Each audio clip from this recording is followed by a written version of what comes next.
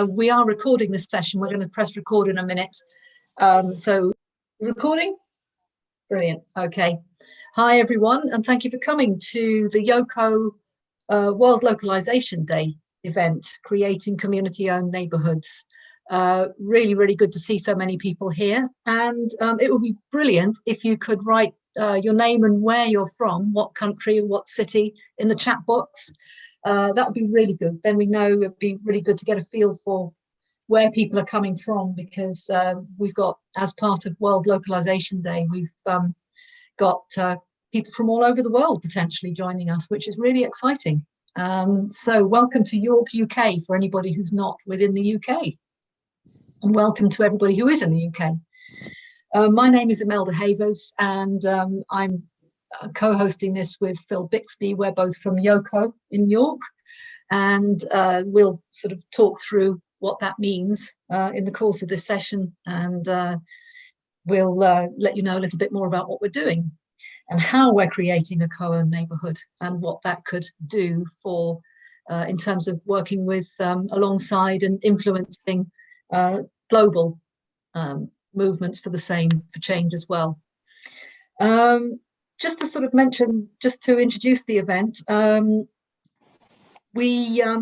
we're going to do is show a very short, about a 10-minute video about YoCo and what we're doing in York, which really is getting some thoughts and views of people who actually live in the area, which is known as York Central Co-owned, an area adjoining the City of York city centre.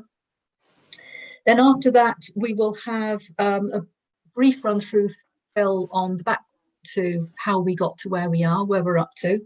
And then Astrid, who is here from YoCo, will very kindly, hi Astrid, give us a brief update on where things are up to now, because Astrid is actually a director of YoCo, so she can bring us right up to speed. So once we've done that, what we'll do is we'll throw it open to you and take questions, thoughts, ideas from you around how we can make a global impact with what we're doing in York. So it's not just about what we're doing in York, but how can that have a wider impact? As we're going through the chats and the video, please feel free to put any thoughts or ideas in the chat box, and we will come back to those. We'll try and pick those up at the end, and then we aim to wrap up by 8:30 British Summer Time at the latest. So that's where we're up to. I think, is that everything, Phil? Have I got everything there? I have. Excellent. Okay, well, shall we start off with the video? So it's just over 10 minutes, and then we'll come back to the chat after that.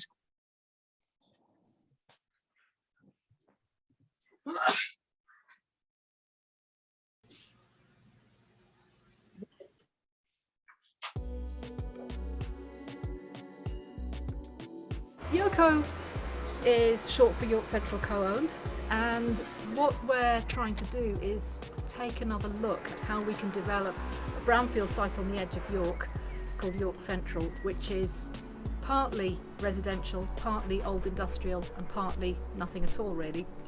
It's a huge area, and there is a master plan for developing the area, and we've looked at it and thought, well, it's exactly as a master plan would be in the late 20th, early 21st century. And we as a community have come together and thought we can do better than this. So what we're looking at is how we can co-design a neighbourhood that's going to answer the questions of growing inequality, climate change, and poor design and fragmented communities. Pull all that together and have something that's affordable, attractive, and really serves the needs of future generations. In a nutshell, that's what YoCo's about. The YoCo came about from a large-scale public engagement process called York Central, where we work with all sorts of people to really explore the important issues for York and for York Central. And out of that came 8 big ideas. And to give you a few examples of those ideas, I included things like really affordable housing that was for people to live in, not for investment. And the idea that the whole of the site should be based around people and not cars. But one of the really intriguing ideas that came out of York Central was the idea of building a community on the York Central that was based in exchange. And it's really this idea that YoCo has been developing. One of the really important things about YoCo is it's really a response to very particular local circumstances. So in York we have one of the greatest housing inequalities within the north of England and significant economic inequality.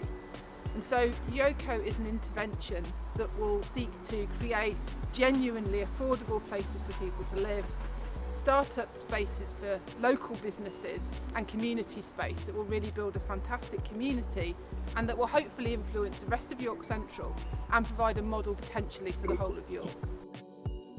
A place where people come there who want to be there because of what goes on there. So it's not about it being pretty or it being high quality in terms of architecture. It's about a place where there's a mixture of people and a mixture of activities, and that enables the place to be exciting and to function and do things that people want to do. I think bringing local people on board, people generally, when they buy into an area, set standards which are higher than standard developers do. So encouraging self-build or community-led projects immediately enables people to set targets that they want, rather than simply being about lowest common denominator stuff. People can choose to have areas, for example, which are car-free and which are safe for children.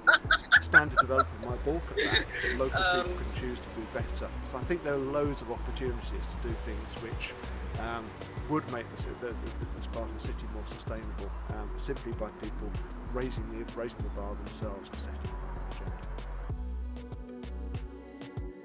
I think we've got this opportunity to make a really vibrant part of the city that can support and really facilitate a lot of creative stuff happening.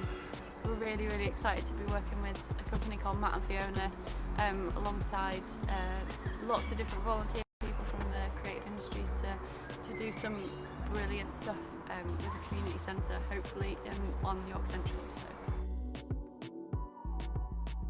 what we're trying to do with the project with Matt and Fiona is bringing the local kids from the local area from 2 different schools to really not just tell us what they want, but also come design it and build it and then use it and see how it works for them. So it's definitely about like creating something really functional and practical. So we've already really started talking to the local community. We had a workshop online where we dreamed about what kind of a space we wanted to see on York Central.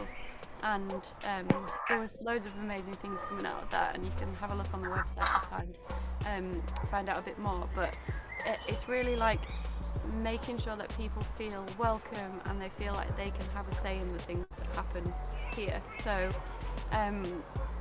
what's going to be really exciting is to build that together and to design it together so that everyone feels like they've had a part in making the space. It's great to live around here. I, like everyone else, just come out of a pandemic, and my most inspiring observation was how communities came together and filled the gaps that were missing in our society. It's good. There is a vibrant community. There's so much goodwill and interest in communities that I believe something like YoCo would really act as a brilliant vehicle to further that. It'd be nice to get to know people a bit better further afield than just immediate neighbours. A bit more wildlife, because I once saw a bit more houses. If there were more nature and wildlife, more play equipment in the back park, some more fun things to do. Hanging out with friends. More play equipment at parks. Yeah. Usually just sports and playing. I like playing with my friends because I have loads of friends near where I live. I like going to the park. I would like going to stuff like the fair, church, playground.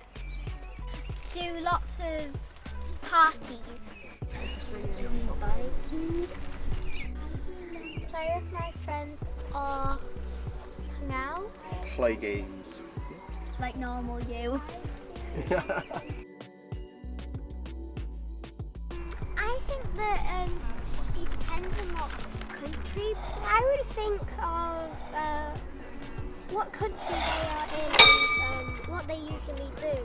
Maybe they like the sun. Maybe they would like to protect wildlife and play.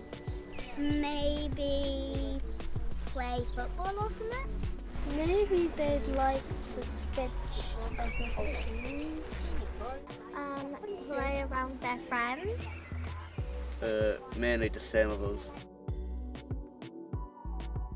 Some sort of local fun fair that can move from that park to this park and just all around York, so that we have some sort of local fun fair. It would be like a race or some sports. Less driving around, more biking. I would like to help wildlife more. Maybe make more community around here. Maybe we can make lots of flowers. Make more stuff to play with. Make stuff that all the children can play with and all that.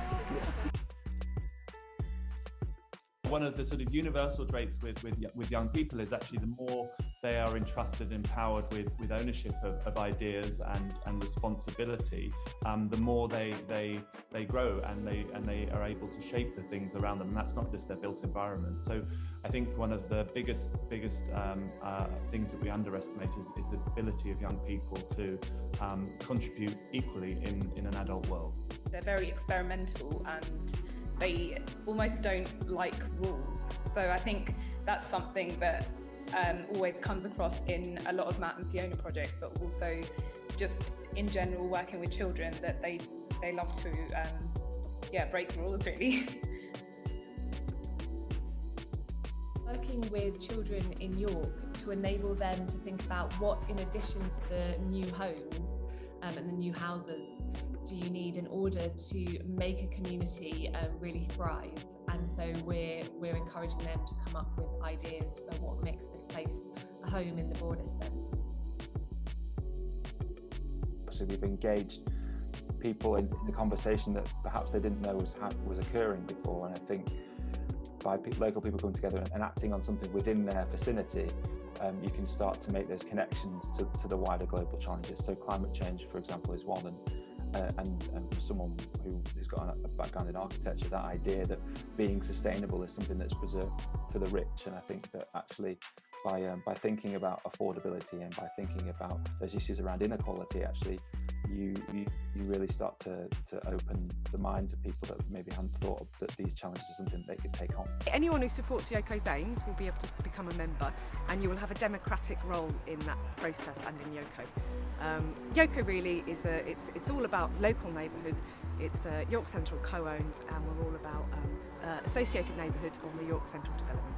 We're really excited about World Localisation Day. We're really excited about the work that Local Futures is doing, and what YoCo is trying to become is part of that globalised local movement, if you understand. So we're taking that localised approach. We're doing things at a local level, but we are so much more powerful if we can come together with other communities across the world, in every country, every part of the world.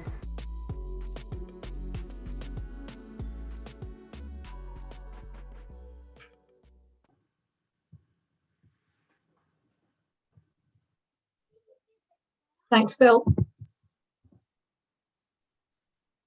Well, thanks, Phil, for showing that, and I hope everyone enjoyed that. And despite the background noise in the filming, which was nice and challenging, kept us all on our toes, but I hope that gave you a bit of a flavour for what local people want to see happen on York Central, because what we don't want to do is become some kind of talking shop where we have some nice ideas on paper and then we kind of take those out to people and say, well, what do you think? I mean, this is something that, as Astrid was saying in the film, this is very much about the people of York, for the people of York, developed by the people of York. And, the really interesting aspect of it is the involvement of local children and the work that Matt and Fiona are doing, who are briefly in that film, is very much working with children locally to help design spaces on York Central. So they are absolutely in on it from day one, which is absolutely brilliant. So really exciting for the kids and really exciting for, you know, because it is for their future after all. So that's just the sort of flavour of what we do. What we're going to do now, what just thought we do now is, if Phil, if you could just very briefly sort of summarise the work that you've been doing, that's kind of the precursor really to YoCo, and then on to Astrid for a sort of update on where things are up to now. Sure. A bit of background first. York Central is a huge brownfield site that's been kicking around untouched now for about 30 or 40 years, with various attempts to try and develop it, all of which failed. About 5 or 6 years back, more serious attempts were made. A partnership was pulled together of the landowners and the city council to look at developing the site, and a process of public consultation kicked off. Partway through that, my colleague Helen Graham and I, working as My Future York, got involved, and we ended up running a public engagement program called My York Central, which, as I ranted on during the movie about, came out with a number of things, including a vision for the site and a set of what we dubbed 8 big ideas, which were really kind of bullet points, but about what we saw as being the key things that people have said they wanted to see be the kind of foundations on which it was all built. So we kind of, once that all finished, the master plan which had been drawn up for the site went forward and became a planning application which got approved.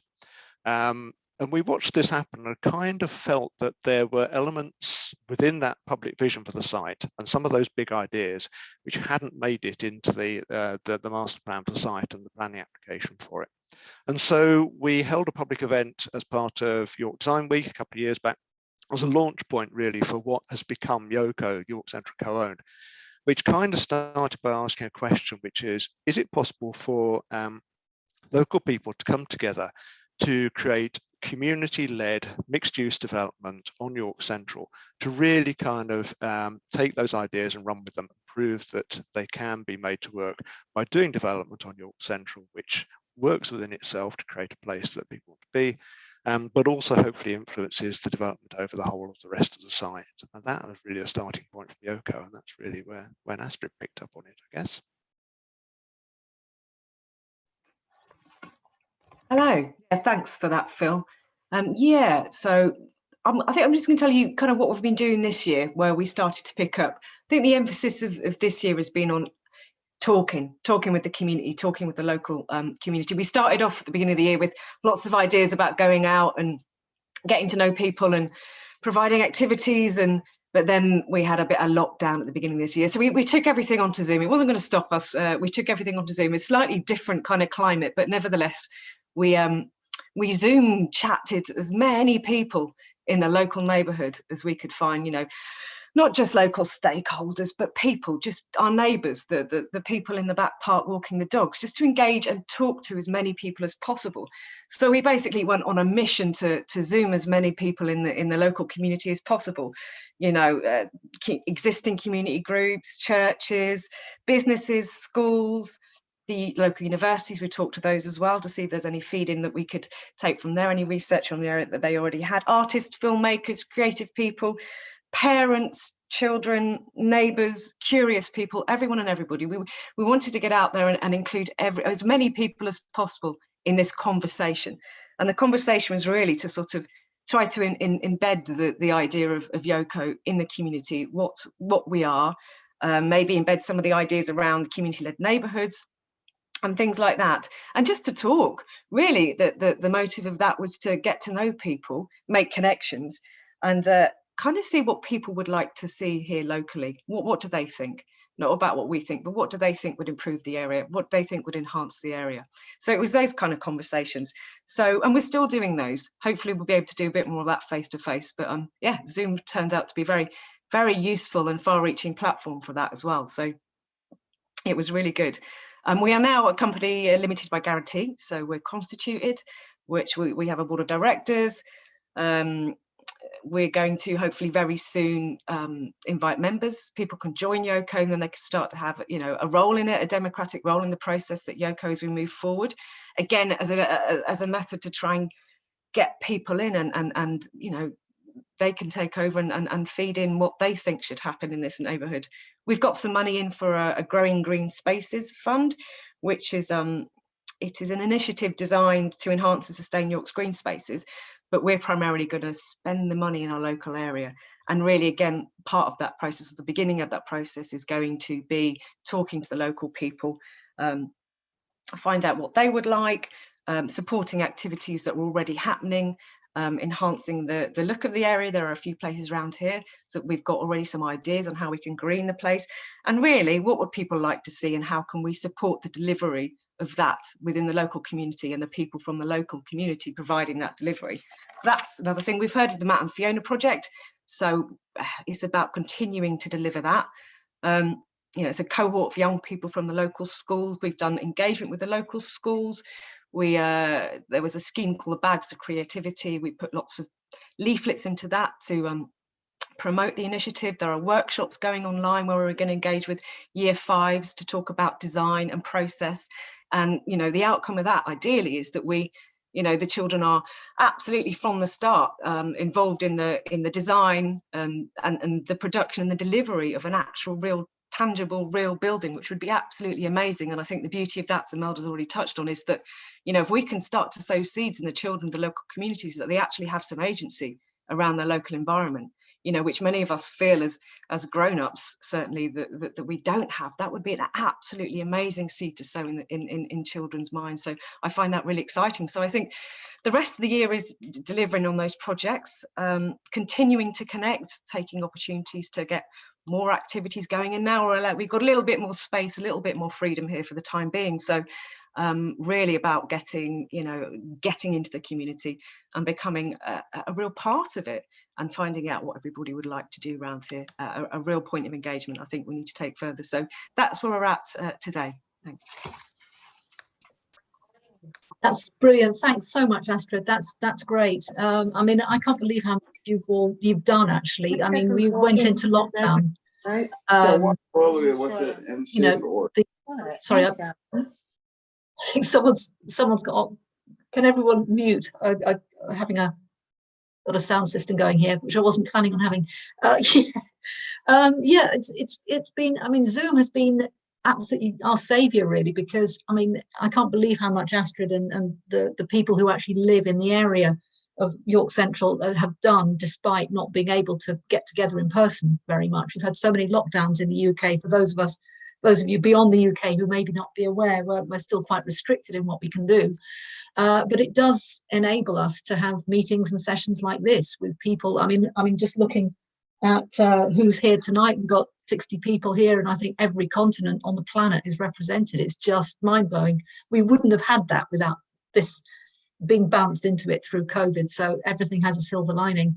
But, you know, I think what, as Astrid was saying, there's been an awful lot of activity going on despite the restrictions, and that's really got a groundswell of enthusiasm now. And you know, it would be great. The next step is to get somewhere, you know, tangible in the area of York Central itself, that could become a hub, that can become a sort of ideas laboratory, if you like, for the future for York Central. So it's oh, we've had someone just join us from Mexico. Hi, great to see someone from Mexico here. I mean, I have visions of all these people up at really weird hours joining us, so I'm just so impressed and so grateful that you're here. Yeah, so thanks, Phil, and thanks, Astrid, for that brilliant summary. I think now, you know, we throw it open to you. If you want to ask a question, wave your hand. I'll see if I can, between Phil and I, we'll see if we can not miss anyone. And obviously, if you don't want to talk, then you'll put something in the chat and we'll get to it as well. So yeah, I mean, open to it. I mean, really what we want to talk about is how can we make a global impact? It's great what, you know, everyone's doing in York Central. It's really interesting and fun stuff, and it really is pushing back against the sort of the orthodoxy of developer profit-led corporate development. But how can we learn from other parts of the world? How can we share what we're doing with other parts of the world and say, how can we become part of this movement for change that Local Futures is just so brilliant at kind of pulling together? So, you know, this kind of the conversation that we want really, and we're really interested to hear from you. Any of your thoughts or ideas or questions, so please fire away.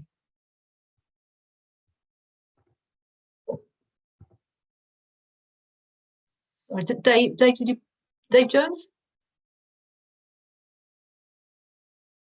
Did you? Hi, yeah, sorry. I was just wondering about the idea of taking like that co-ownership sort of even further. So I know there's things for like children's toys where you can be part of a scheme that you basically rent the toys or things like that. But instead of it being a business model that someone takes a cut out of and someone has to pay for, those young people, those kids in the video, wouldn't they really like it if they had a nice, proper way that they could constantly exchange and share their toys within the community? And not just the young people. Like, I've got a spare bike that is currently filling up my shed, but I'm thinking of buying a shredder. It would be great if instead of buying a shredder and throwing a bike away, there was a way to share resources within a community. And I don't know how that works, but it's co-owned. So if we all own it, it's all of us. Yeah, as somebody said in the chat, I thought the same, library of things. I think somebody was trying to start one up in York a while ago, and I think that's an idea that's been taken root in other parts of the world as well. But I don't know if anyone else has any response to that or any thoughts to follow on from that, because I think that is a great idea, you know, because that reduces the amount of stuff we all have to buy.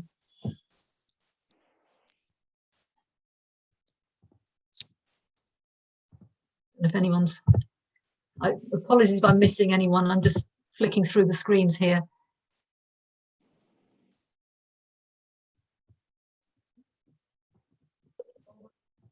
Yeah, there's a library of things link in the chat box.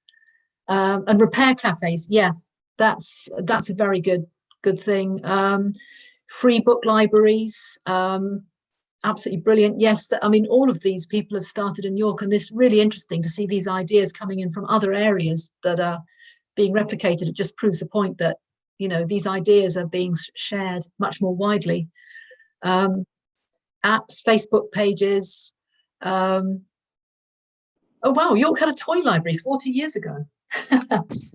That's really interesting. We've got a hand up there from Francesca. Sorry, yeah. Hi, how you doing? Hi, Francesca.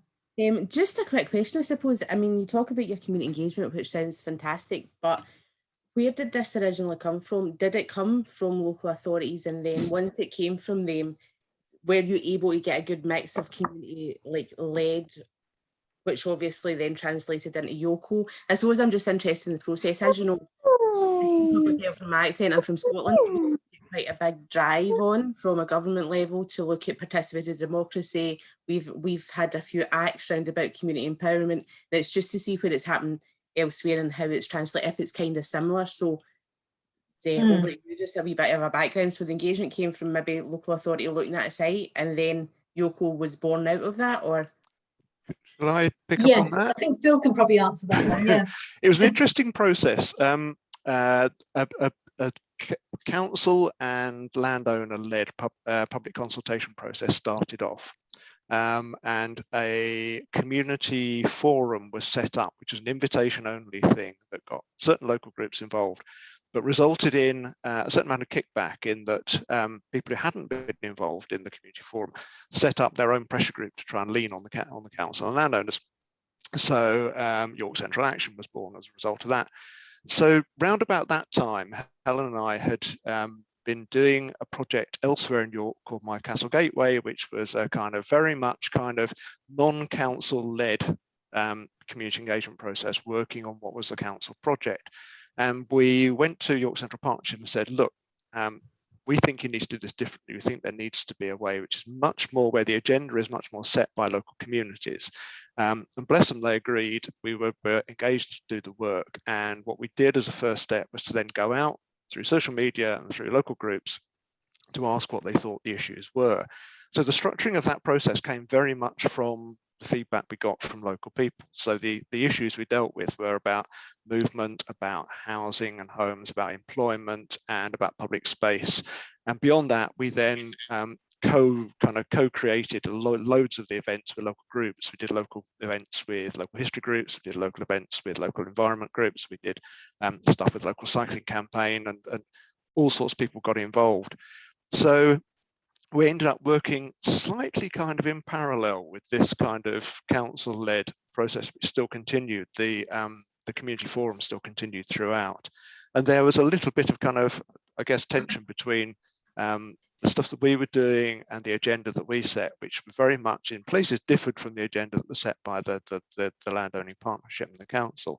And I think that to some extent, YoCo, the kind of, as I said a bit earlier, about the fact that we felt that the master plan missed some of the points that had come out of that public vision for the site.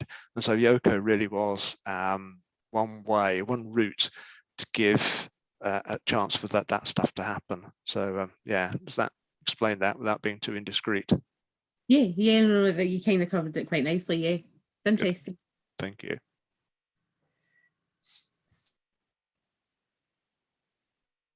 So yes, somebody has just asked a question. What is YoCo's recommendation to other people who want to reclaim their neighbourhoods and make it sustainable and community orientated?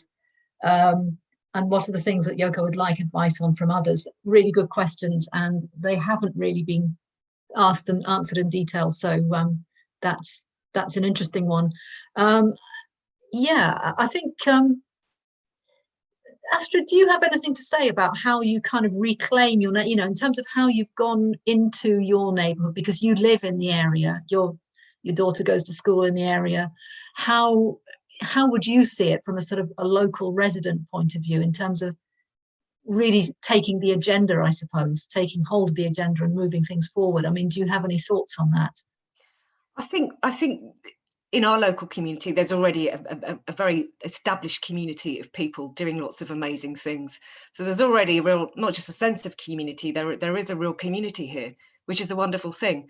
And I think it's quite a slow process. I think we've made some sort of moves in there. But to me, it's about talking to the people that are already doing amazing things and offering our support around the endeavours that they're already changing this neighbourhood. And I think as well, so you've always got wonderful people doing wonderful things in community neighbourhoods, and they're obvious people to go and talk to, and rightly so. And also, more of a majority of people that maybe don't feel that they have agency or don't feel they have a say. And to me, that there's a little bit of perception and mindset shifting required, and it's a very difficult thing to do, not an easy thing to do, but it's almost to, I don't know, just perhaps start sowing the seed that, do you know what, if we do start speaking up and going out and doing things and making a presence and being present in a local community and asserting to a certain extent what we think we would like around here, then there seems to be a bit of momentum behind that as well, I would say. So it's the gatekeepers, the people that are already doing amazing things, and then it's perhaps kind of rallying around other people saying, look, do you know what, we could actually do something different around here. Shall we give it a go? That's sort of been the process thus far. Yeah, that's really interesting, Astrid. And I think what I would add to that as well, because it is about starting with what some people call an alliance of the willing, and then you kind of build it from there. But I think also there's a big question that we've discussed in York around democracy. How do you create a democratic system that truly is reflective of the people there? Because at the moment, with local government in the UK, I mean, obviously there's people here from all over the world, but the UK model is local democracy, is a representative democracy. So you have every 4 years you vote in your local councillors, and then they spend the next 4 years telling you what to do and doing stuff to you. And I think what we're looking at is, and we're talking to various think tanks and people who've got wider experience about this, is how can we have a democratic approach to actually consolidate exactly what Astrid was just referring to? So, how can we have a participative democracy that is genuinely inclusive? and has the credibility and the clout to be able to go to the local authority and say, look, this isn't just about you. This is actually about what we want, and really plonking that center stage. Because I think until we can tackle that, then I think that's, you know, we're always going to be playing catch up, I think, potentially. And I think that maybe takes me on to the second part of that very good question that was asked earlier about what are the things that YoCo would like advice on from others. I think that's something that we really are very keen to learn about, because we've had lots of conversations about this, but we're really keen to hear from other areas that might have cracked that one, because it is a tough one. I don't know if anyone wants to come in on that. I'll just add in on that one really, which I think one of the things that we've realised is that not many people seem to have done what we're trying to do here. You know, co-housing, community-led housing is very definitely a thing, certainly in the UK. The notion of broadening that out to kind of community-led mixed-use stuff, so incorporating you know, commercial units, incorporating places where we deal with education, so finding ways of working with universities right through to working with local schools. That kind of stuff does throw up all sorts of challenges, and we would be really, really keen. I would be personally incredibly keen to hear from anybody who's got any experience on that broader notion of how you pull different participants in and enable this kind of process of exchange, which we talked about earlier on, to really happen across a range of different kind of denominations. So it's not just about housing and home ownership or rent, but it's about this kind of, you know, how do you get money coming in and good stuff happening on the ground, involving a really wide range of people who want to do different things in a place rather than simply have a house there. Yeah, and I see actually Francesca's put something interesting in the box, the chat box, about the Community Empowerment Scotland Act 2015.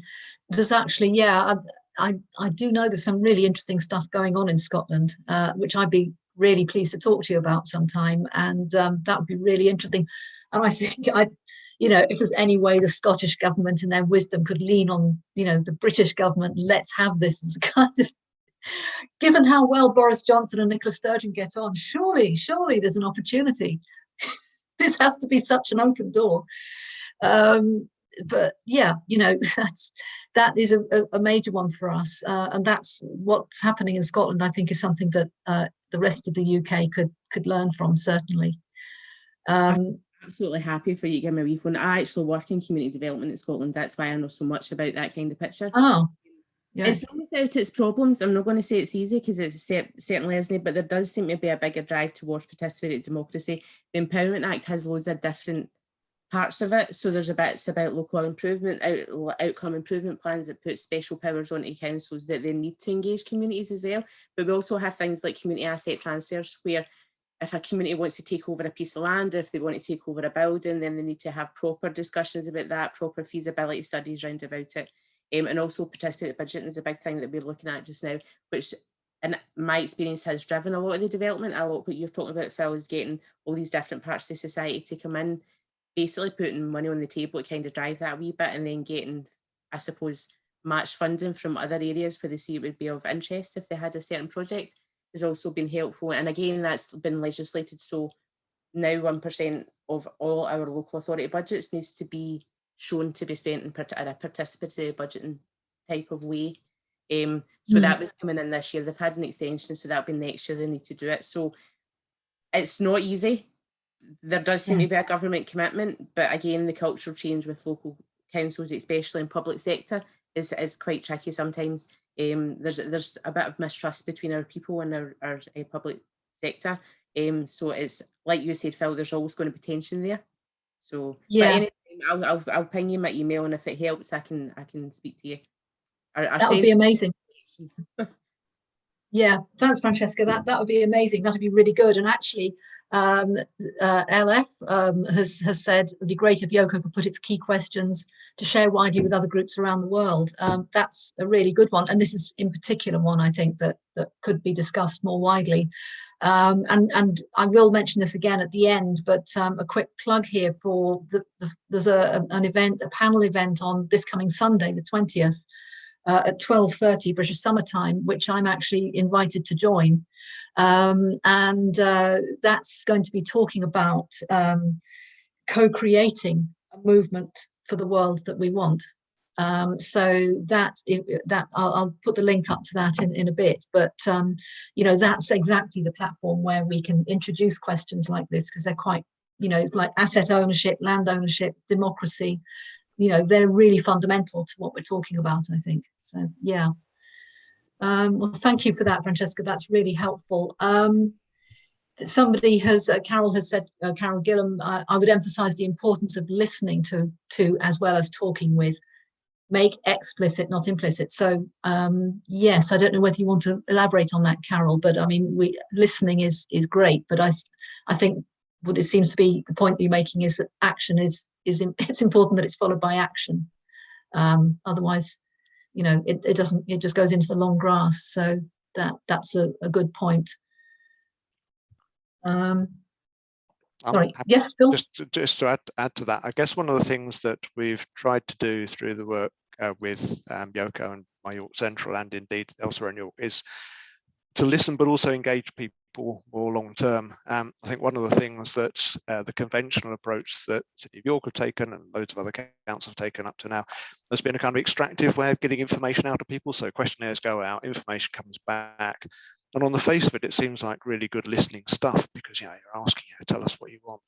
But there's no engagement beyond that. And one of the things we've been really keen to do, and one of the things that's resulted in YoCo being a group of people who are coming forward to take action, has been how you engage in ways which enable people to make change together. So it's not just about saying, what do you want, and leave it to us to do it, but it's about saying, what do you want, and then having a rich enough conversation that you really find out how people could work together and could do stuff together to enable change to happen. So I think, yeah, I'd agree with you. Yeah, proper listening needs to happen, but also I think a proper conversation needs to follow on from it, which enables people to not simply speak and go, but to keep involvement with the project. Mm. Yeah, absolutely. Just picking up on another comment from Tati here, adding to the above, offer some kind of consultancy to other global cities, which maybe we could do. And when we know what we're doing in York, then we're very, very happy to share as we go along. So yeah, in any way that takes. I just saw another question, which was quite an interesting one. What about planning green space with pollinators in mind? Focus on perennials, possibly a beehive. And then Nikki has said there are also projects on pesticide-free communities and community-run organic gardens, including children and workshops. I mean, both really good ideas. And actually going back to the video, if you remember what the children were saying, every time they said, you know, what do you like doing, or how do you want to change it around here? How do you want to make it better? And what do you think children in other countries want to do? They kept coming around to things like wildlife and open space and play space and that wildness. And that's something that we repeated, you know, that's really central, even though you know, York Central is classified as a brownfield development. It's urban, it's pretty hard, a lot of it, you know, in terms of landscaping and environment. That wilderness and that wildness and that space to grow things and to be free is a huge aspect of what we're doing. So yeah, I mean, I don't know if anyone wants to elaborate on that, but that whole kind of the growing, the organic, the teaching children, working with children, which is, you know, very much the Matt and Fiona approach who were in that video, you know, that getting them really sort of engaged in it and leading it as much as they can, doing stuff, actually, you know, getting involved. I don't know if there's anyone wants to come in on that, but that's a really important aspect of what we're doing here. Just picking up on that, York has an interesting project called Edible York, which runs at the moment looking at growing food for local people to eat in local places, and they're very much involved with this project. And it's again, it's one of these things where the original master plan proposal showed a substantial park running through the York Central site, which on the face of it's great, green space and trees and place to unwind. But one of the things that came out of the public engagement was people wanted public space where they could do creative things. And one of the things we did in the early stages of the engagement process was walk around local open spaces. And what we found repeatedly in really lively places, people were growing stuff there, people growing food, people planting gardens, that kind of stuff. And so it wasn't just about park in terms of kind of mown grass and trees. It was about places where people took part in it, grew stuff there, where it was more just, again, going back to the thing about a place built through exchange, a place where people brought skills, took away food. So that was an important part of it too. Yeah. And an interesting comment here suggestion from Toba, chemical-free communities, food landscaping. That sounds interesting. I've never heard of food landscaping. I think I kind of know what that means. Do you want to sort of elaborate on that, Toba, at all, or is that are you happy to do that? That sounds quite interesting. Yeah, I think it's just the idea of, if you're putting the effort into planting a garden, you can plant it for its beauty and also for its practicality, So you can do it in layers. Similarly, you have your fruit trees, you have your middle layer, and you have your garden vegetables on the bottom. And it would really just be a beautiful way to maximize your space. I think that's absolutely wonderful. That's a brilliant idea. Yeah, I think that got a thumbs up from Astrid. So yeah, that's great, and it's great fun for kids as well, because they can eat their way through the garden. They can eat their way through the landscape, which is, I think that's quite exciting, really. So yeah, brilliant. Really good idea. I mean, do you know anywhere where they do that? Is there a particular project or area you can think of where that happens? I haven't seen it physically, but I have seen it on, documentaries where people have gone down to warmer climates and built, they call them like food jungles, it's just like a paradise. Oh, wow. But I feel like, why not bring it to local communities? Why not? I think you could be onto something. That sounds like a really exciting thing. This sounds like a really good thing to come out of this discussion. I think that would be amazing, because why not? Why not enjoy? I mean, we enjoy gardens, we enjoy the aesthetics of gardens, but why not? Yeah, eat your scenery. It's great. It's really, it's a great idea. Thank you. That's really good. And I'm just trying to sort of catch up. The questions are coming in now. Someone has said, Nikki has said, have you connected with Agroecology Europe? No, I haven't heard of them. There are many community gardens in the USA to check out. That's where incidentally, we're going to keep the chat. We're going to save the chat on this, because there's some really good suggestions coming through in the chat box. So yeah, thank you for that, Nikki. I haven't seen anything like that. So that would be really, really good. I know there's a very good network that started actually in Yorkshire, in Todmorden, about 10 years ago, called Incredible Edible Todmorden. And they're very much around taking empty, unused or unloved spaces just in the middle of towns and cities and just growing vegetables. And it's a network that's grown all over the UK, and it's gone worldwide as well. So that's really a good one. And New Zealand has a great growing community garden movement. Right, that's interesting. Yeah, I can imagine that in New Zealand, actually. Yeah, and good climate there as well. So has anyone, sorry, am I ignoring anyone who's waving? Is there anyone waving a hand that I'm missing? Okay.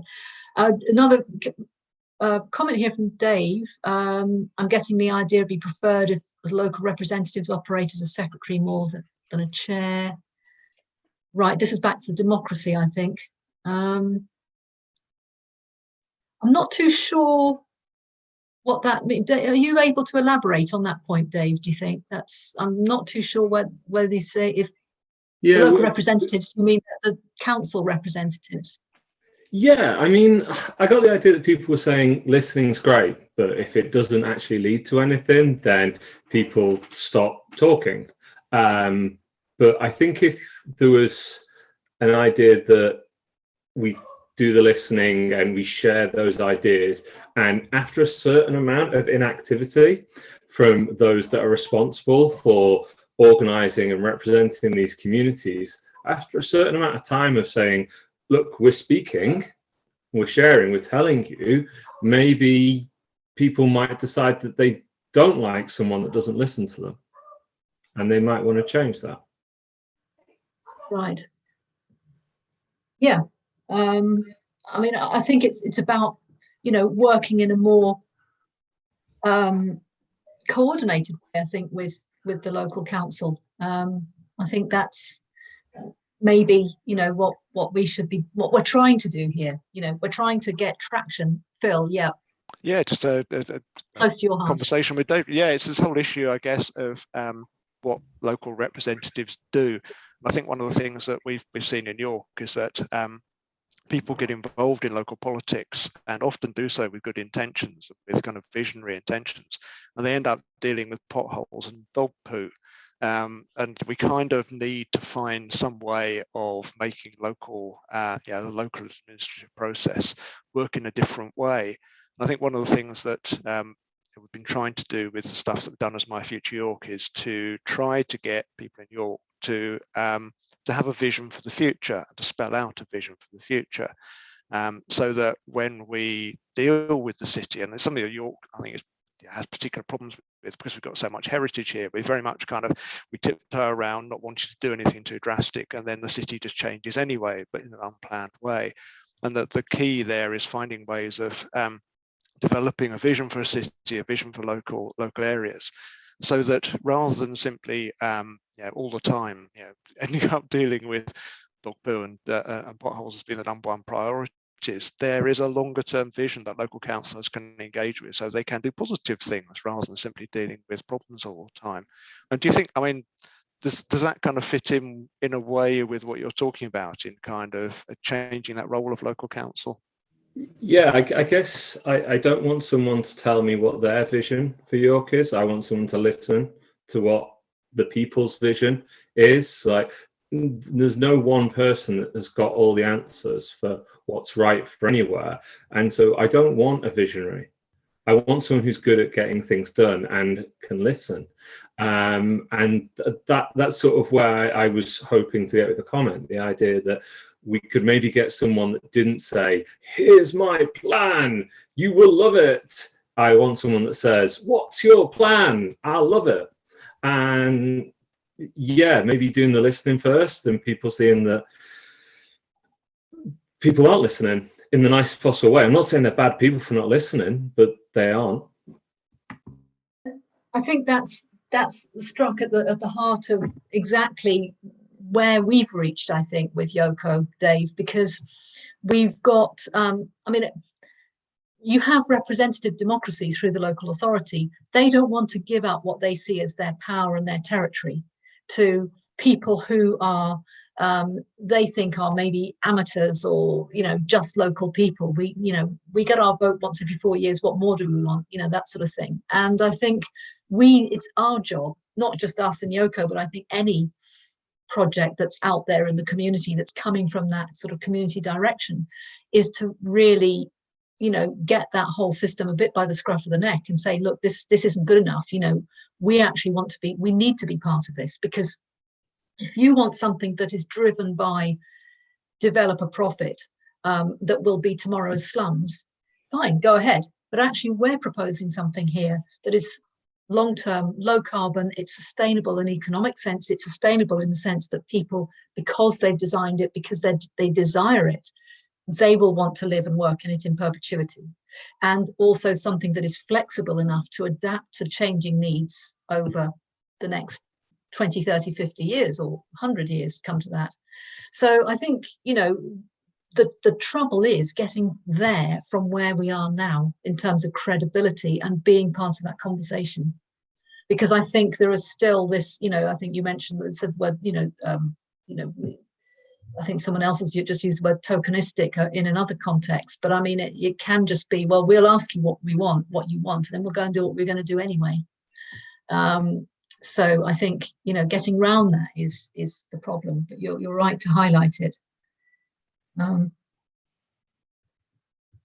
So, I think Gillian has said here, made an interesting point about universities, councils, going on from that point in a sense. Universities, councils and health services are supposed to make sure they promote a patient and public involvement consultation with people with lived experience. And it can have powerful influence on projects when joint participation is real. So there's clearly an avenue there, perhaps a mechanism in some parts of the public sector, which is interesting. That's an interesting point. And Julia summed up, people want to do, not to be done to, part of incredible edible narrative. Absolutely. That's, incredible edible that I mentioned before. That's absolutely right. And the reason why incredible edible is so successful is it's very much from, the bottom up. It's not telling people what to do. And I think, the other thing that we understand and try and promote as much as possible in YoCo is that the kind of real change that can be driven by something relatively simple. So if you create, a food landscape or something like that, you create some growing, you get people in who are involved, you start to tackle things like antisocial behavior, you tackle things like social isolation. You can tackle so many problems by doing something relatively simple. So, that's another thing that we're, really aware of at YoCo. Francesca says, for me, the key to good community engagement and development is equal and respectful partnerships, absolutely, between communities, public, private and voluntary sector.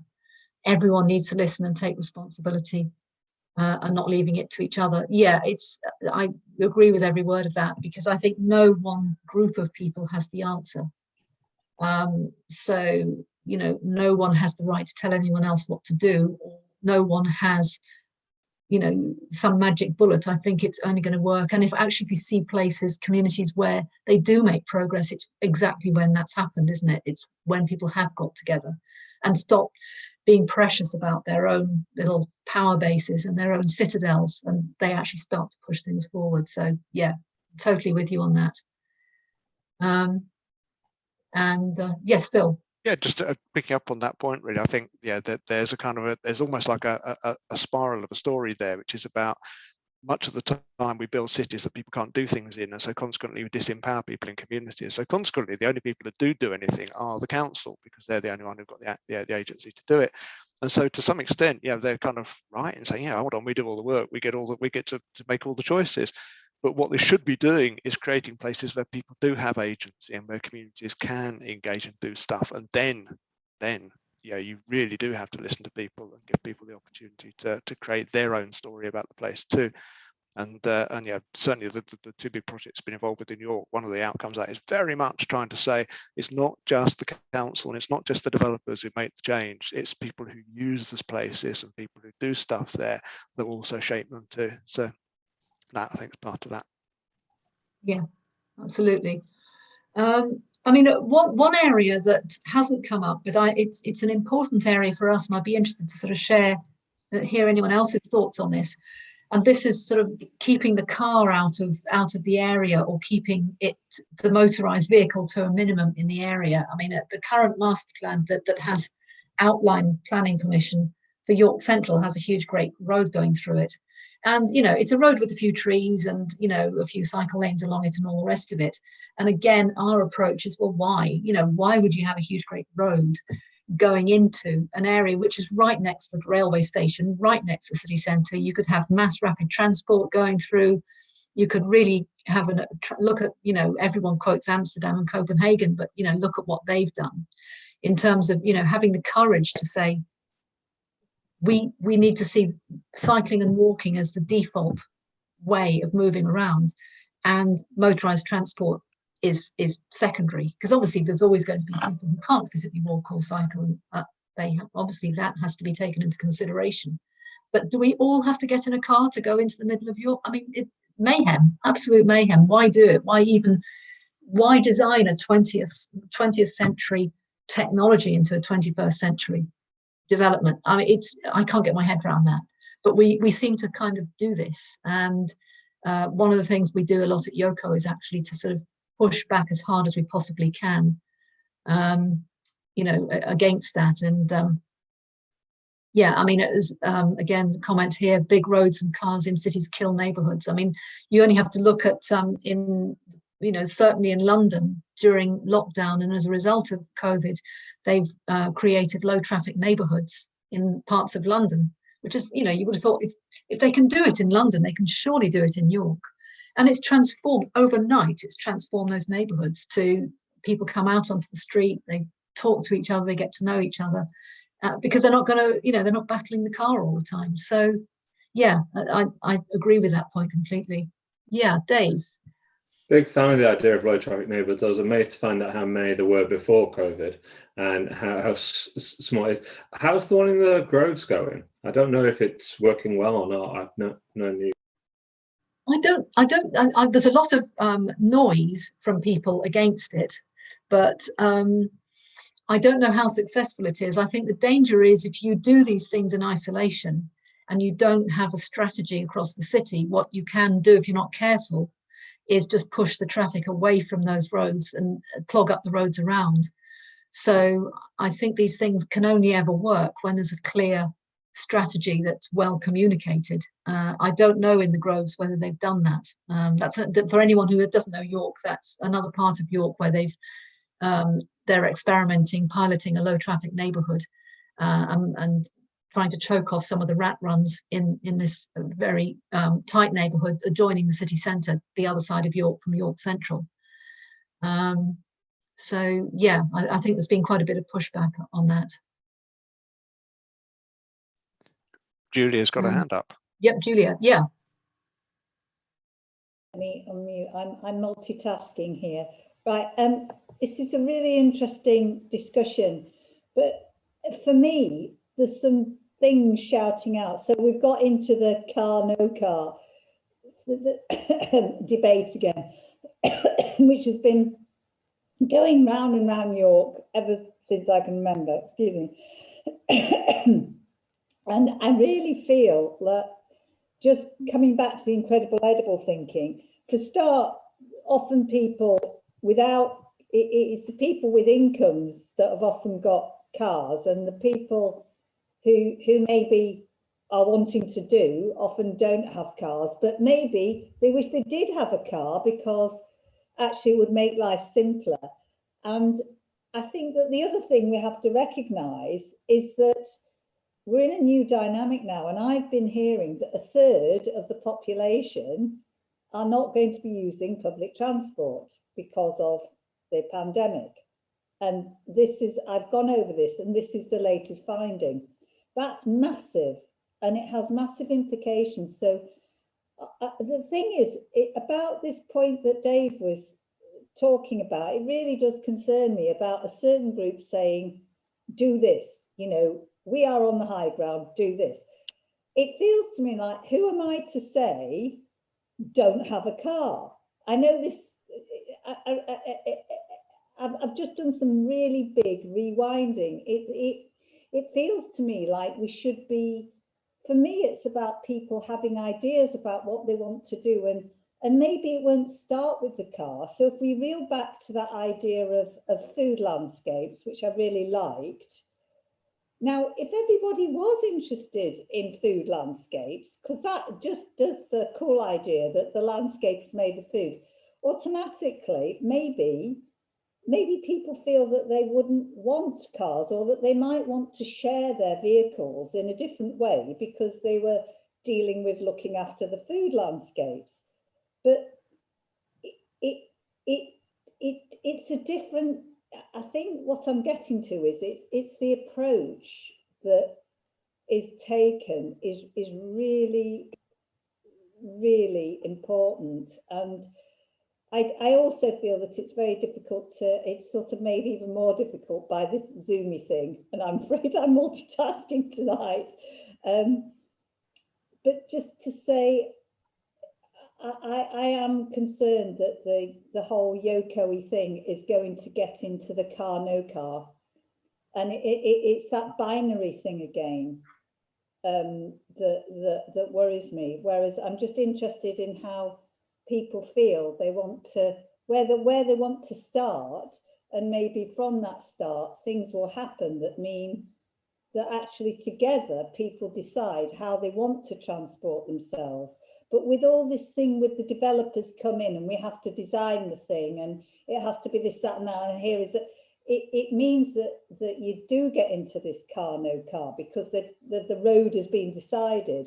So one of the answers early on that I came up with, and I think Phil will remember this, when you know, we were talking about Park Road, the road that goes all the way through the park. I don't understand why we can't build the road, but make it out of a sort of flexible material so that if and when the people that are living there decide that they don't want the road, they want it to be something else, it can then become not a road, it can become something else, so that there's, in the design element, there's this flexibility built into them. I shall be quiet now, but that's just my thinking response to some of the conversations. Thanks, Julia. That's, I mean, really, really good point, because I don't think, I mean, it's going back to the discussion earlier, is that no one has an answer. No one has a right to say you won't drive, or you won't get on a bus, or you have to cycle, or whatever. And I think, you know, there's several different ways to tackle this, but I think there is maybe the way to, my response to that would be to say, well, let's not assume that the motor car has to be the automatic choice. That I think if we take that out as a starting point, that might be a helpful start to the debate, rather than once you have a method of transport such as the motor car that is absolutely central, before you've even had the debate, then you're kind of running to catch up, if you like. I don't know, that's my feeling, but you know, I think Brian has made the point, not all cars are created equal. Fair comment. EVs are quiet, have no emissions, prices are going down, they seem to make better community partners. That's true, but they also take up space on the road. Phil? Yeah, just picking up on the point of working together and avoiding the binary. I think one of the things that we've had problems with in York for a long, long time, and I'm sure it's the same elsewhere, is that people divide themselves into car driver, cyclist, or car driver, pedestrian, or whatever else, or homeowner, or renter, or whatever else. And we all do end up doing things differently through our lives at different times, sometimes through our own choices and sometimes through things that we don't choose. And I think one of the things that is really key to getting developed, you know, a project like this to work is going in without that binary head on, and being prepared to look at what it is that adds up to the best overall narrative. Like what creates the best place. And I know that best there is still a tricky thing, but on the other hand, you know, trying to develop some kind of collective view on that, and then trying to develop some kind of collective way of making that happen, seems to be a way of doing it where we are constantly putting ourselves in other people's shoes by constantly seeing ourselves not just as that binary thing, but as someone who might be doing things differently, living life differently. Yeah, good point, Phil. I just said Francesca's made a point here in response to Julia. I don't know how we're seeing the change that we're seeing in the working landscape. We're looking towards something called 20-minute neighborhoods. Yeah, 15-minute neighborhoods, 20 minutes. Yeah, I think that's right. Once you start to talk in terms of having things within easy walking distance of where you are, when you create them, then it kind of stymies the car argument to a large extent, doesn't it? So I think that's what it is, because I think if the design is around the car, then people will buy cars in order to fit the model that they've been presented with. If the model is a 15 to 20 minute neighborhood, then you know, you think, well, I'll just hop on the bike. It's actually easier to walk or cycle for many people. So yeah, exactly. Tova says, find a way to accommodate different ways of living while sharing and promoting similar values. Absolutely. I think that's a really good point. Somebody's mentioned the innovative way Ghent, Belgium removed cars from the city. There's a video about that. That's great. We can watch that. That would be really interesting one to watch. That's absolutely, you know, these are the examples that are really, really helpful for us. You know, we'll definitely catch these. So yeah, I mean, you know, It's complicated when you try and do something that A, isn't the standard way of doing things, and B, it's looking at every aspect of people's lives, because, you know, traditionally, even regeneration, I'm in regeneration, urban regeneration for a living, a lot of it is just redevelopment, you know, called regeneration. It's about sticking a load of apartment blocks up. But what that does is it caters for one particular market and one particular aspect of their lives. What we're trying to do here is create something that answers to a whole range of issues and needs in people's lives of all different incomes and all different backgrounds and all different ages. So, you know, that's difficult, and it's very hard messaging as well, because it's much more complicated. It's much easier to just stick a whole load of flats up with a road going past and lots of parking, and then everyone knows what you're talking about then. But that's absolutely not what we want to do here. So yeah, it's a difficult one. Have we missed anything, or is there any other point that anyone wants to make that we haven't covered? I can't see any hands, but no. Okay, well, we're getting sort of towards the end. If no one has anything else, I'm aware that a lot of people have probably you know, that they're at whatever hour they are. Yes, maybe gone for a drink. Yeah, there's quite possible the odd gin and tonic might be imbibed. So I'd just like to say again, thanks very, very much to everybody. And thank you, Nikki. A great project and discussion. And it's been a great discussion because of all the great, fantastic ideas that everyone's chipped in. As I said earlier, we've got, we have recorded this, we will record this, and we'll circulate it to everyone afterwards. We've also, we'll keep the chat so that we can refer back to those links. On the YoCo website very soon, hopefully as soon as we can get it up there, we'll have the video up on there. We'll do a brief blog with the main points that have come out of this discussion. And the chat, we'll have, as I say, we'll have the recording. And I think somewhere I just wanted to put the link on for World Localisation Day. Next Sunday, the 20th at 12, there's loads of events going on all week. So there's the link to World Localisation Day, the events, the programs of events that's on over the next, between now and the end of Sunday, the 20th. There's events from all over the world. And as I say, at 12:30 on the 20th, if you want to book onto it, one of those events is a panel discussion with myself and I think 11 other people or 10 other people from across the world talking about our own experiences and ideas for co-creating a movement for the world that we want. So that's next Sunday. I think that's covered about everything. We would like, you know, please do sign up for our newsletter if you want to find out more about YoCo and keep in touch with us. We do have another event coming up, which Phil is going to tell us about on the 7th of July, which you might also want to attend. Phil, do you want to say a bit about that? Yeah, very briefly, I've put a link to the Eventbrite in the chat box. It's an event which looks at the whole business of community success through exchange and picks up on the idea of a community made through exchange. We've got a first event, which is on the 7th of July, where we're bringing together a group of people, mainly from around Yorkshire, who've all been involved in projects where they have used finance in innovative ways to enable good stuff to happen in local communities. We'll be hearing from them and have a discussion during that session, and we'll then have another session probably a couple of weeks after that, starting to think about how do we, in YoCo, draw up a kind of local economic model which enables us to do the stuff we want to do, partner with all the people we want to be able to partner with, and make it all work. Thanks, Phil. So yeah, do book up for that.